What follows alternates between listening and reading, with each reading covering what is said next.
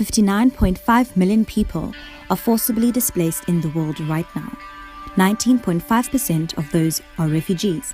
South Africa hosts more than 576,000 refugees and asylum seekers, many of whom have fled war and persecution in their countries.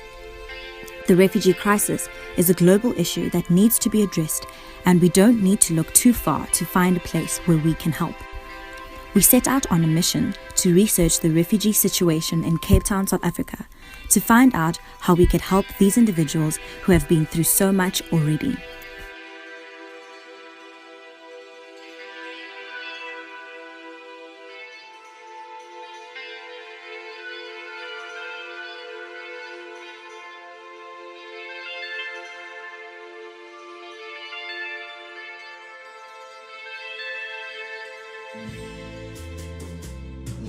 There are currently 230,000 asylum seekers awaiting decisions on their refugee status in South Africa.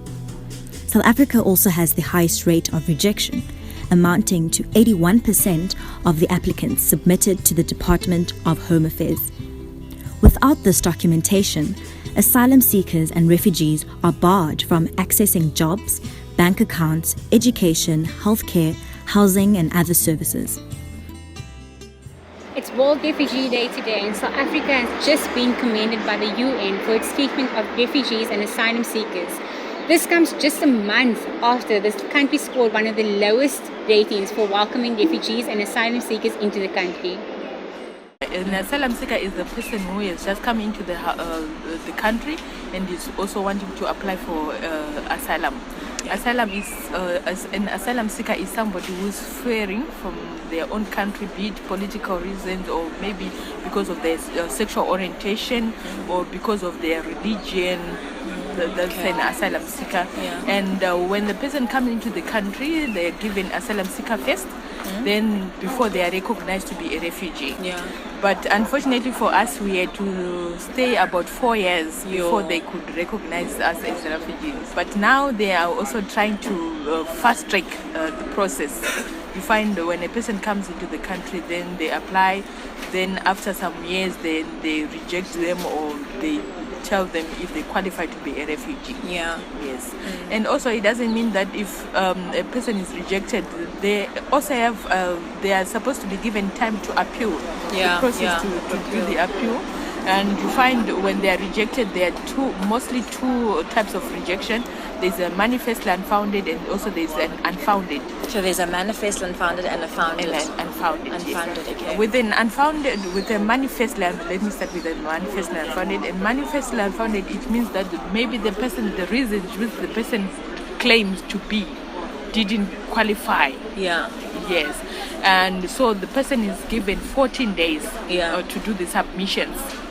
Yes. And now with the unfounded, it means that the person, the reason which the person says they still need some evidence to show that they are asylum seekers. Yes, they are asylum seekers. Yes. Okay. Yes, and the person is given 30 days to do the appeal. 30 days to do your appeal. Yes, 30 days to do your So appeal. the whole process is about like a while, obviously, before you actually get your asylum seeker. Yes, before you get your refugee status. Yes, I'm sorry. Yeah. Before you get your refugee status.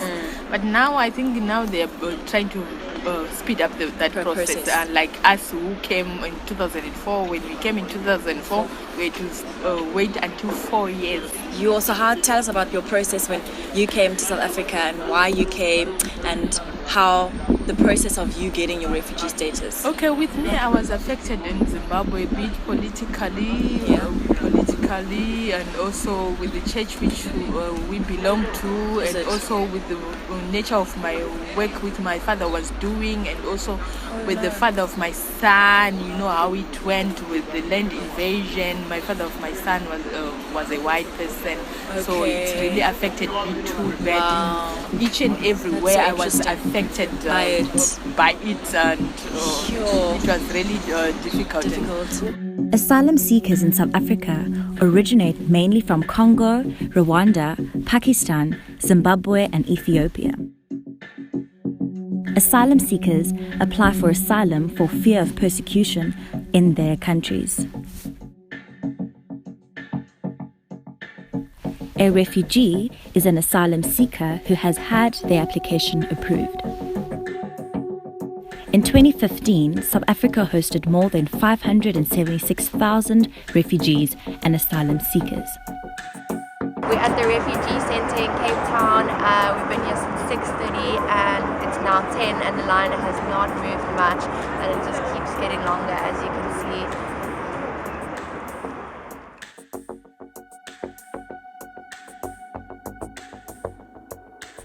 Having arrived at Home Affairs, we were met by a line of people which appeared to be about 500 meters in length. These people stand in this line for hours, from the dark, cold morning until the afternoon and even later. They stand for so long, barely moving, just to be told to come back another day. Some of these people sleep in the line overnight, so as to have a better chance of getting into the building the next morning. Yet, so many are still refused, even after spending the night outside the freezing cold. South Africa attracts migrant foreigners because of its reputation as a free, democratic, and developing country. South Africa is not only considered a destination, but also a platform to enter into Europe and the United States. It's not easy. I was here since 2002, but I'm still having asylum seeker. I'm tired of this thing, you know. I wake up 4 o'clock. Now it's 4 weeks I'm here. They say that the system is off. It's off. Go tomorrow, whatever.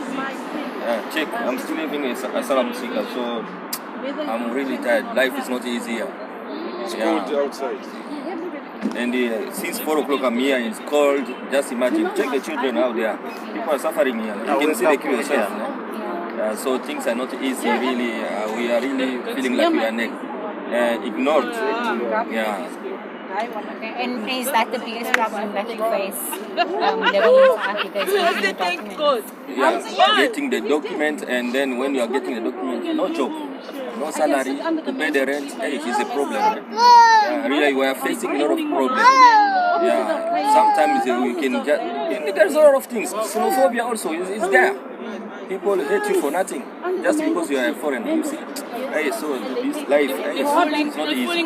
Xenophobia still affecting you today? Yeah, places where we are living, you know. Yeah, like as we are living in the township, sometimes we are close to township, so it's not easy. When we just pass there, hey, they call us names, and then those names sometimes we won't like it. I understand, but what we gonna do? Because we are in this country here, we just gonna stay like that. We're all African.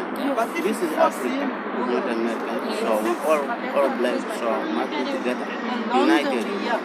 So I don't know why the reason why they call piri whatever robbing us. I don't know why the reason. Yeah. Because now we're gonna go. How long have you been in the country? 14 years. 14. I'm in this country. Since 2002. Okay. So. And have you been for your refugee status interview yet?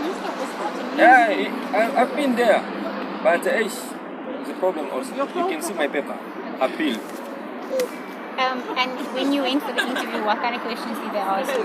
They asked me why did I come out of my country, where did I pass, stuff like that.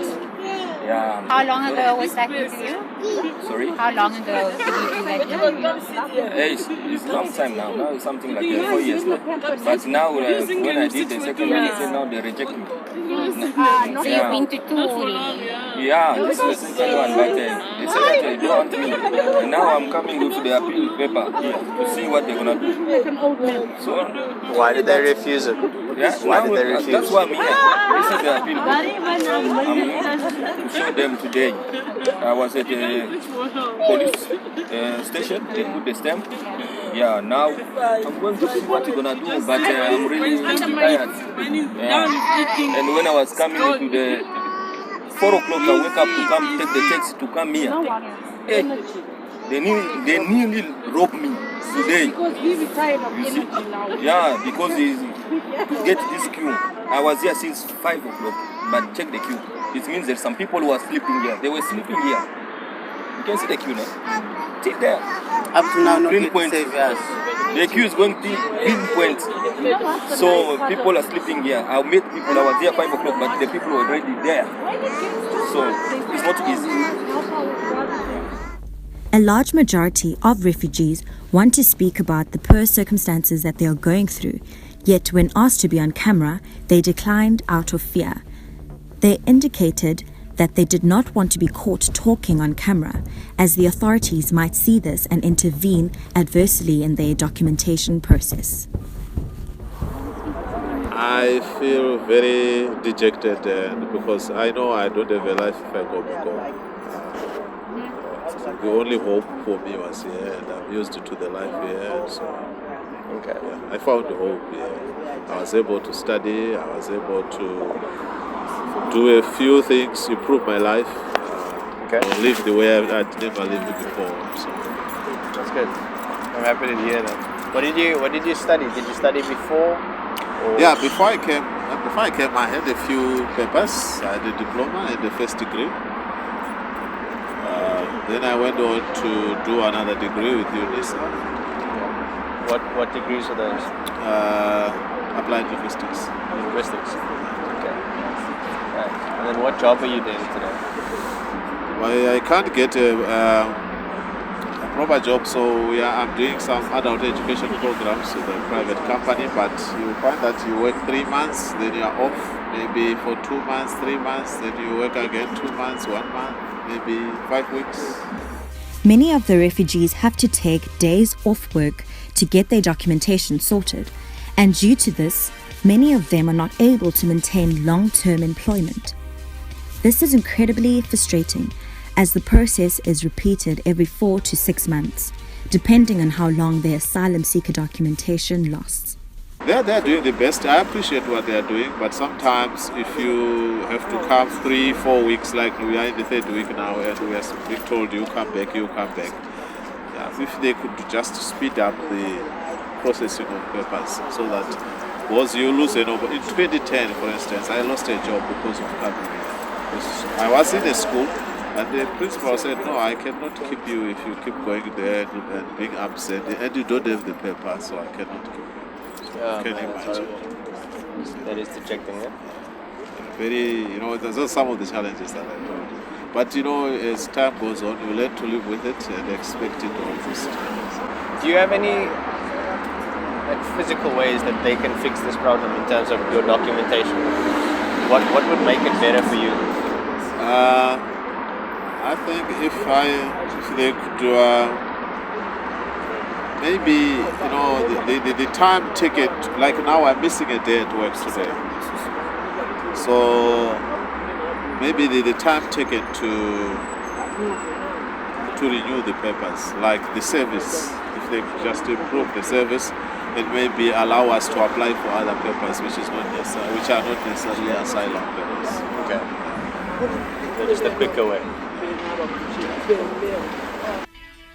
In a population of 56 million, 3.7% are immigrants, which have a population of 1.9 million, which means 1 immigrant per 28 South Africans, which is more than anywhere in the world. There have been more than 900,000 asylum seekers applications worldwide. With 230,000 in South Africa alone, and with a rejection rate of 81%, 186,000 applications will not be approved. Without this documentation, asylum seekers are exempt from housing, healthcare, education, job opportunities, and bank accounts. Are you finding it better in South Africa than Zimbabwe? Yes, it's better in South Africa than Zimbabwe, but there are challenges. What sort of challenges are you looking at? Securing long-term employment for, let's say, a 1-year contract is now very difficult. Okay. We cannot afford the accommodation in the safer areas. We stay in the locations where it's very dangerous, crime. which seems to target mainly foreigners because they regard you as a weaker target. Rentals are going up, and most of us don't have. We don't talk of permanent employment, but continuous employment. Okay. Yeah. Okay, cool. We spoke to aspiring doctors, qualified lawyers, nurses, engineers, and farmers, all who cannot pursue their fields in South Africa. This is sad, as South Africa as a nation could make such great use of this wealth of skill. And then what did you do at home in your own country? In my home country, I do what they call law. Law. Yeah. So do you have a degree in law? Do you have a qualification? Yeah, but I don't. Yes, I have a qualification. Yes. But here in South Africa, You can't practice. No. With our paper there by the country, Okay. I didn't know about that. Oh, I see. So what do you do for work now? I do some work. Sometimes I've got what they call car guard. Call guard. Car guard, yeah. Securities. Okay. Just. And why did you end up coming to South Africa in the first place? Why? Yeah. Because The fighting war. Fighting there in my country. Okay. And the side I stay at the east of the country.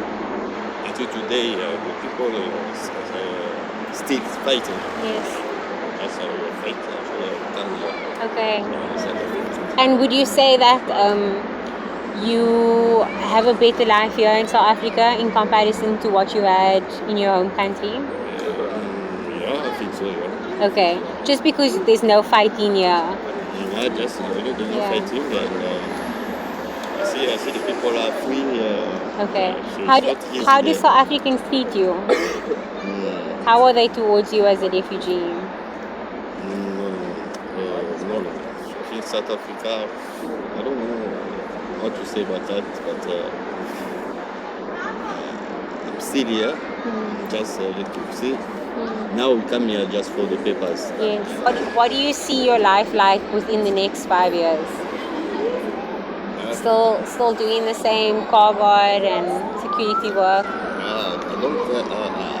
wish I could change to do what I want to do. Yes. But, for this moment, I don't know. I don't know what I can say. Yeah. In 5 years, I don't know. You don't know. Because I can work also, and tomorrow the work also finish. Yeah. I don't know. We were told not to ask questions, said one refugee. These people don't care about us. We are all Africans, but they treat us like animals with no respect. We've been asking a few people around Green Market Square to have an interview with them, but not many people are keen, but we've just managed to find someone. What is it like being a refugee in South Africa? Yeah, that question is not going to be difficult for me to answer because I used to be a refugee in 2004. And that time was very easy because you can come tell your story. And the line was not crazy like now. You can come tell your story, maybe you pay for 9 months. And before the 9 months finish, maybe you can have a way to get out of the refugee, otherwise you continue to have your study. Yeah.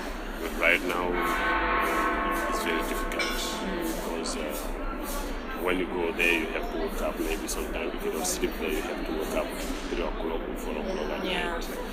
The queue you can go until your refugee finish, and you have your bank, your money you put in the bank, and your everything, your job, you can do nothing because your paper expire. And just to renew it can take you weeks and weeks. For example, this week right now, they say the Home Affairs is offline for 3 weeks. For 3 weeks? For 3 From weeks. today? No, from last week. They can't do nothing. Now those people who want to pay rent and have money in the bank and everything, how can they survive?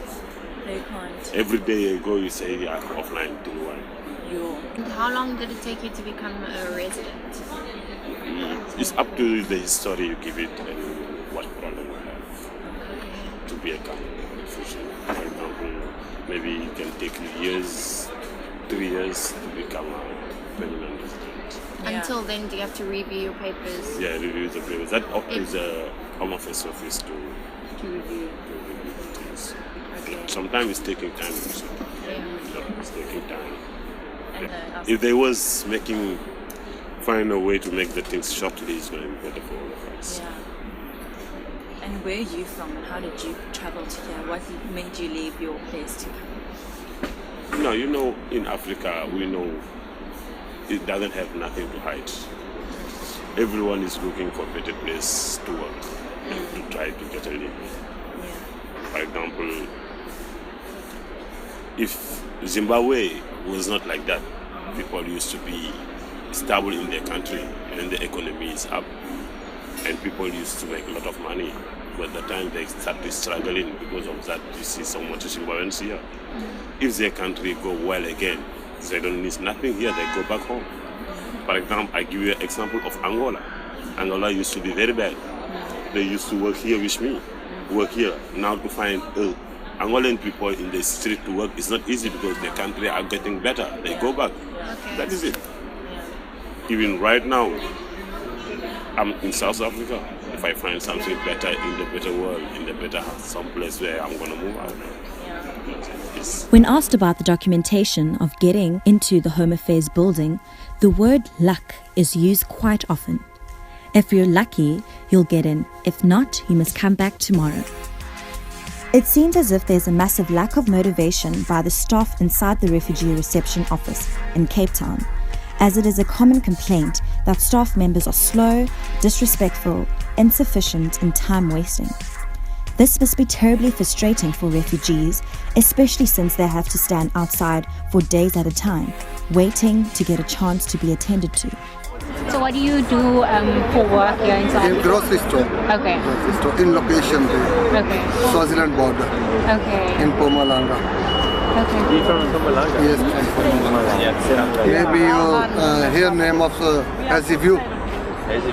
Next to the spread. Nearby the name. I come from there. And then you have to travel in, and then how do you while you're waiting for your documents, how do you survive in Cape Town if you go wrong?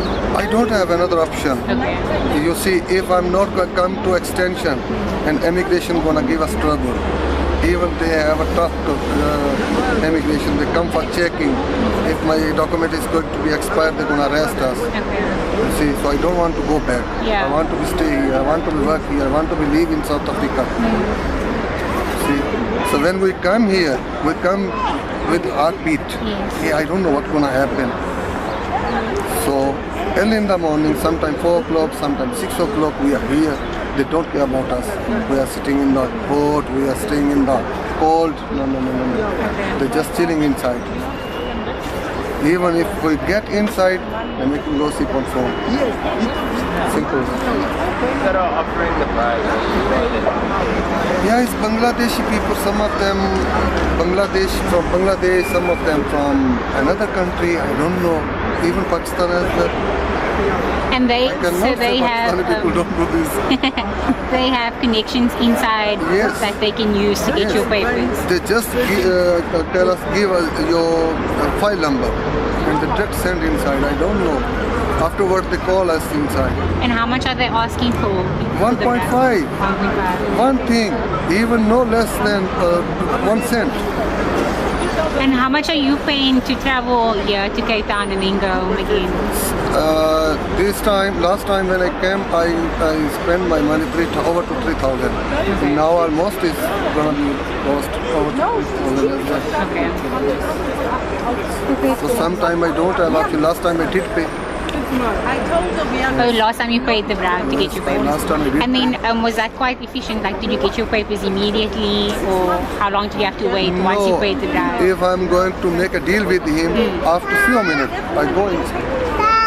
And you get your papers. Are they hanging around here, asking people for their browns? Are they? Yes. Yeah. I'm gonna show you if I saw them around now. Okay. I'll show you. Okay. But now my paper is expired in 26 of last month. I come that exact date. They say their system is not working.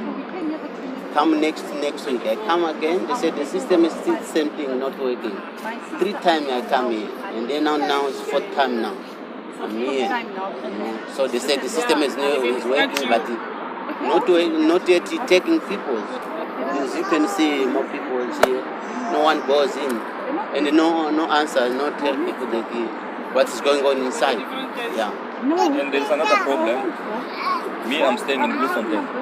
I pay a ticket. It's 1,100 a return. And then I'm here for 4 weeks. I'm eating a day 100 rand at the restaurant. Luckily, I get a friend who give me a place to sleep. So what if I didn't get that friend to get a place to sleep? You see, I should be outside. And then this is a dangerous thing. I've spent all my money and don't have money, no one to help me. So it's like that. You see the kind of life we are living in this country. It's bad, really, really hating. And then I paid fine, there in the court. I paid fine for 3,500. Just much, that money is too much. They said to me I must pay fine because of what? I came here, they say come tomorrow, come next month, and then I have to eat, I have to work. So when I come, they catch me, oh, you must pay fine. I pay fine and the refugee. Where am I going to get the money? So the family, the friends, they collect the money, then they pay for me the fine at the court. But still I don't have the paper, and then they put me again at the appeal. So this thing is making me for stress, you know. I'm struggling.